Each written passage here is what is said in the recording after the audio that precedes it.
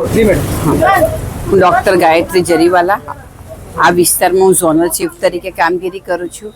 આજે તમે બધા જોઈ રહ્યા છો કે આપણે સંજાનનગર કે જે ઊન ગામ વિસ્તારમાં આવેલું છે અને આ ઊન ગામ વિસ્તારમાં અત્યારે અહીંથી ખાડી પાસ થાય છે અને અત્યારે છેલ્લા 2 દિવસથી જે ભારે વરસાદ હતો એને કારણે આપણે આ વિસ્તારમાં એકદમ ઘનિષ્ઠ રીતે સફાઈ ઝુંબેશ કરી છે. અને સૌથી પહેલાં આપણે ગઈકાલે લોકોને કે ભાઈ કદાચ જો ખાડીનું પાણી ઓવરફ્લો થાય અને એમના ઘરમાં આવે તો એનાથી બચવા માટે શું કરવું, તો આપણે ગઈકાલે સમગ્ર વિસ્તારના લોકોને આપણે રેસ્ક્યુ કર્યા છે અને એ લોકોને બધાને આપણે સલામત સ્થળે ખસેડ્યા છે. અને ત્યાર પછી આજે આ વિસ્તારમાં આપણે એક ઘનિષ્ઠ સફાઈ ઝુંબેશ રાખી છે. એમાં સુરત મહાનગરપાલિકામાં આરોગ્ય વિભાગ અને સાથે સાથે એન્જિનિયરિંગ વિભાગ એ બધા જ ડિપાર્ટમેન્ટ અહીંયા ભેગા થયા છે અને અમે જે રોડ ઉપર જે ડેબ્રિસ હશે, કચરો છે, કાદવ છે એને અમે અત્યારે ઉઠાવીએ છીએ અને એની ઉપર અમે ચૂનાનો છંટકાવ કરીએ છીએ. અને આ રીતે અમે કામગીરી કરવાનો અમારો મેઇન હેતુ એ છે કે જેથી ભવિષ્યમાં કે ભાઈ આગામી વીકમાં કોઈને પણ કોઈ પણ પ્રકારનું આપણે રોગચાળો આ વિસ્તારમાં નહીં ફેલાય. એની સાથે સાથે અમારા સુરત મહાનગરપાલિકાનું જે વેક્ટરબોર્ન ડિઝીઝ કંટ્રોલ ડિપાર્ટમેન્ટ છે એ ડિપાર્ટમેન્ટ મારફતે આપણે ઘરે ઘરે જે પાણીના કેરબા, ડ્રમ, ટાંકીઓ ભરેલી છે એને પણ આપણે ચેક કરીએ છીએ. અને કોઈની પણ અંદર જો મચ્છરનું બ્રીડિંગ જણાય તો અમે ત્યાં જ એમને દવા નાખીને એ મચ્છરના બ્રીડિંગનો નાશ કરાવીએ છીએ.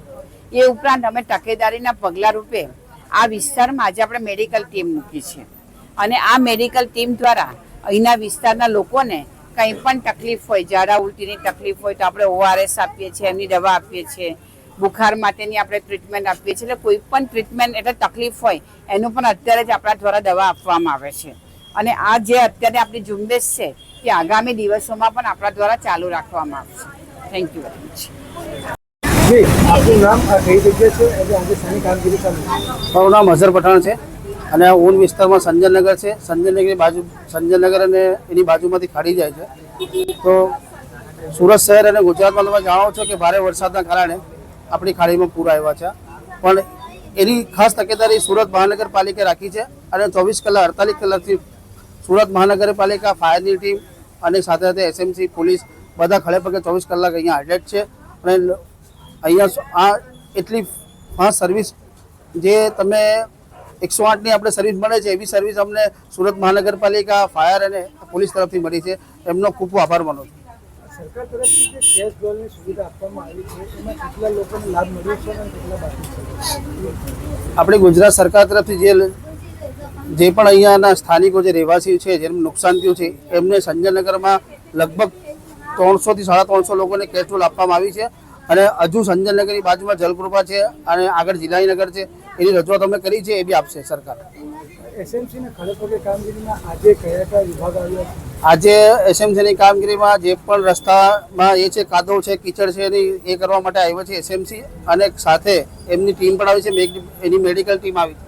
જે પણ અહીંયા લોકો સ્થાનિક લોકો છે, કોઈ બીમાર હશે, કોઈને શરદી, ઝાડા, ઉલટી, વોમિટમાં, એ પણ આજે SMCની ટીમ અહીંયા ખડેપગે ઊભી છે. SMCની ટીમની હાજરીમાં આપ લોકોને શું સંદેશ આપશો? લોકોને આજે સંદેશ આપવાનો છે કે આખા ગુજરાત અને પૂરા સુરતની SMCની ટીમ જે કામ વર્ક કરી રહી છે એમનો ખૂબ આભાર માનીએ છીએ. અમે સ્થાનિક લોકો એમનો ખૂબ આભાર માનીએ છીએ.